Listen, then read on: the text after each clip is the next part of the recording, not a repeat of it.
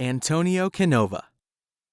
Long ago in Italy, there lived a child named Antonio Canova. His father had died, so Antonio lived with his grandfather, a poor stonecutter. Antonio was too small to work, but he loved to go with his grandfather to the stone yard. While the old man cut the large, unwieldy blocks of stone, the boy played among the chips, sculpting little figures from soft clay or smaller rocks. Antonio's skill surprised his grandfather. "The boy will be a sculptor someday," he said. Every night when they got home, Antonio's grandmother would say, "What have you been doing today, my little sculptor?" She would take him upon her lap and tell him stories that filled his mind with pictures of beautiful things. The next day, he would try to make some of those pictures in stone or clay. A rich man named the Count also lived in the same town. Sometimes the Count threw grand dinners for his wealthy friends from other towns. Antonio's grandfather would go to the Count's house to help with the kitchen work. He was a fine cook, as he was a stonecutter.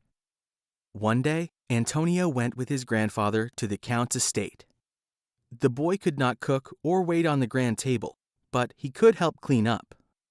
As workers set the grand table, there was a crash in the dining room. A man, pale and afraid, came quickly into the kitchen holding stone fragments. "What should I do?" he cried. "I broke the centerpiece statue. The grand table will look bare without it, and the Count will be angry."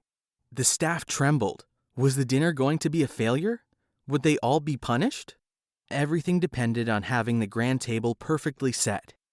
All of the staff asked, "What should we do?" Little Antonio approached the terrified man who broke the centerpiece. "If you had another statue, could you set the grand table perfectly?" "Certainly," said the man, "if it were the right length and height." "Perhaps I can make something that will work," said Antonio. The man laughed. "Impossible! Who are you? Talking about making statues on an hour's notice?" "I am Antonio Canova." "Let the boy try and see what he can do," said the grandfather.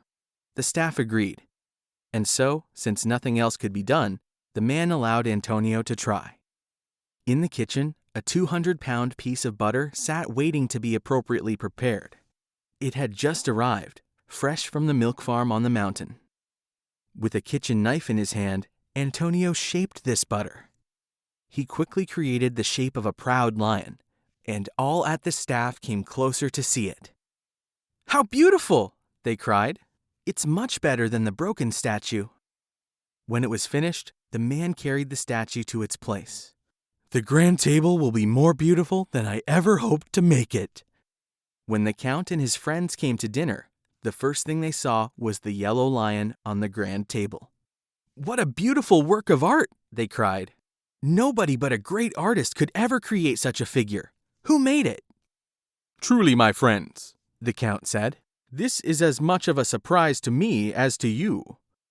The Count then called his head staff member and asked where he had found this wonderful statue.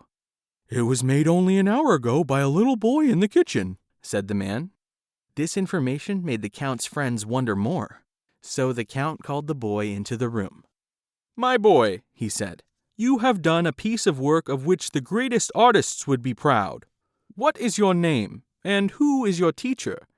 "My name is Antonio Canova, and I have had no teacher but my grandfather, the stonecutter." All the guests came to stand around Antonio. There were famous artists among them, and they knew that the boy was a prodigy.